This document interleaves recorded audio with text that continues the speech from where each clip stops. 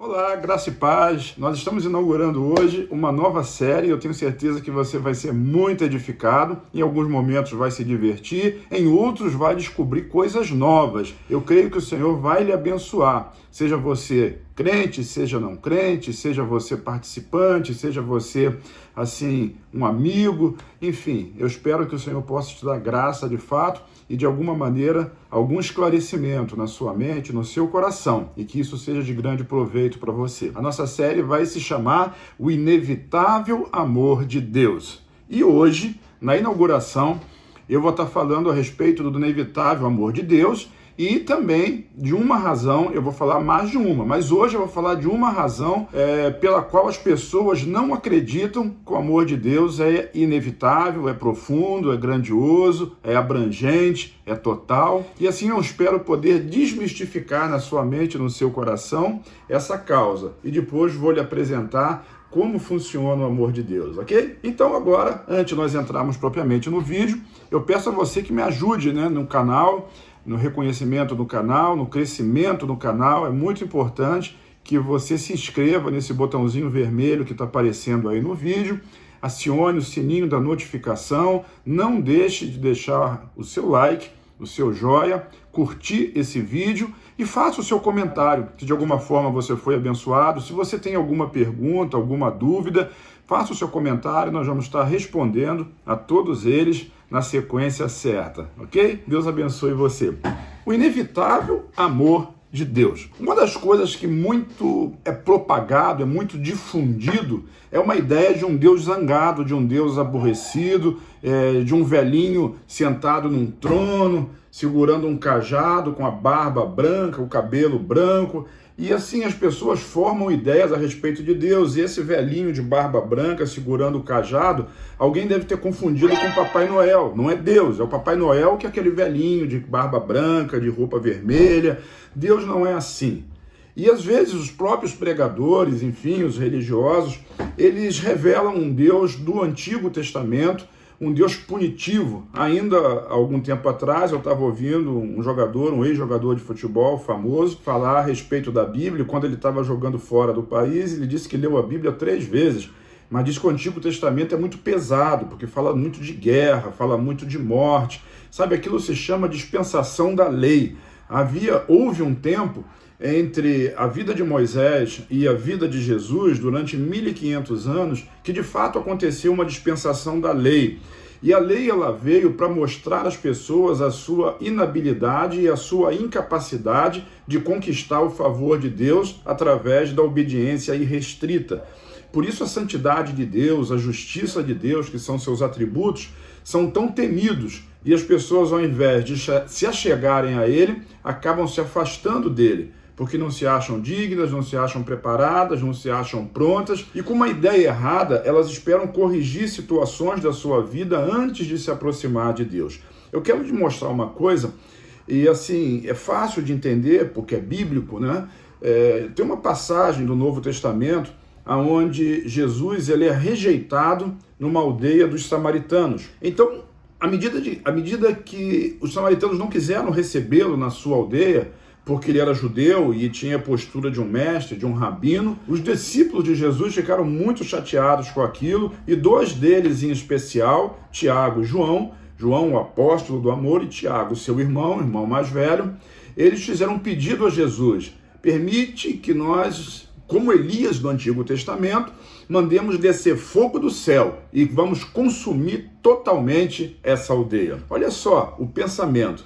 Eu digo isso porque existem muitas pessoas nos nossos dias, muitos evangélicos, ditos profetas, que estão querendo profetizar o caos, profetizar a ruína, profetizar a desgraça, profetizar a morte, como se vivesse na antiga dispensação, como se vivesse diante da lei, no tempo da lei. E se esquece que em Jesus houve uma nova dispensação chamada dispensação da graça, do favor de Deus e do amor de Deus.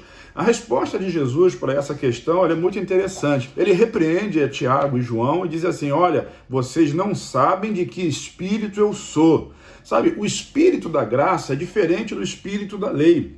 A lei, ela é boa, ela é santa e ela é justa, mas ela só serve para mostrar justamente quem o homem é, incapaz de, pelos seus próprios atos, atingir a presença de Deus. E assim, a graça é diferente. A graça ela vem através do Filho de Deus, do próprio Jesus Cristo, para demonstrar um amor do coração do Pai, para demonstrar um coração favorável, um coração propício a cada pessoa, inclusive as pessoas mais complicadas, mais difíceis da nossa sociedade, ou que nós julgamos mais complicadas e mais difíceis da nossa sociedade, porque Deus tem uma visão completamente diferente desse fato. No livro de João, no capítulo 3, no versículo 16, tem um texto que você sabe de cor, qualquer pessoa sabe disso, porque Deus amou o mundo, e olha que nós estamos falando do quê?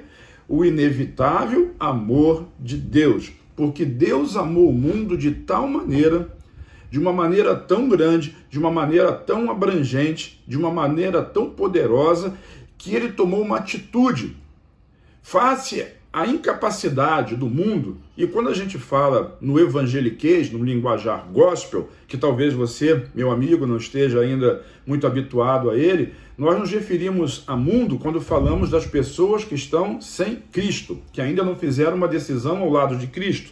Você também pode interpretar como mundo de uma maneira geral, a palavra grega cosmos, que fala a respeito do mundo de uma maneira geral. Tanto de uma forma quanto da outra, o que eu estou lhe dizendo é que Deus amou o mundo, esse mundo, de uma maneira tão grande que ele resolveu tomar uma atitude para reaproximar esse mundo. O mundo, eu falo, as pessoas. Não estou falando de cidades, não estou falando de nações, não estou falando da natureza, eu estou falando das pessoas, independente da cidade onde mora, do país onde mora, da posição social, da cor da pele, independente dessas coisas, o Senhor quer atrair essas pessoas de volta para Ele. E o coração de Deus é um coração de Pai. Por isso Deus amou o mundo de uma maneira tão grande, e esse amor ele é inevitável, ele vai atingir você de alguma forma. E olha só o que o texto diz, ele deu, ele ofereceu, ele entregou o seu próprio Filho Jesus, o seu próprio Filho unigênito, único, para que todo aquele, qualquer um que estiver no mundo, que nele crê, não pereça, não morra, mas tenha a vida eterna. Esse é o amor inevitável de Deus. É um amor dele pelo mundo, por todas as pessoas.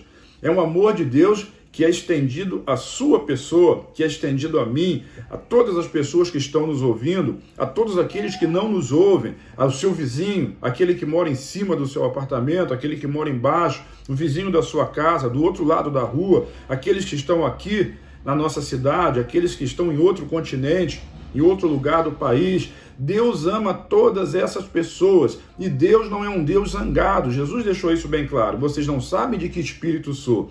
O Espírito de Deus em Cristo é um espírito salvador e não um espírito punidor.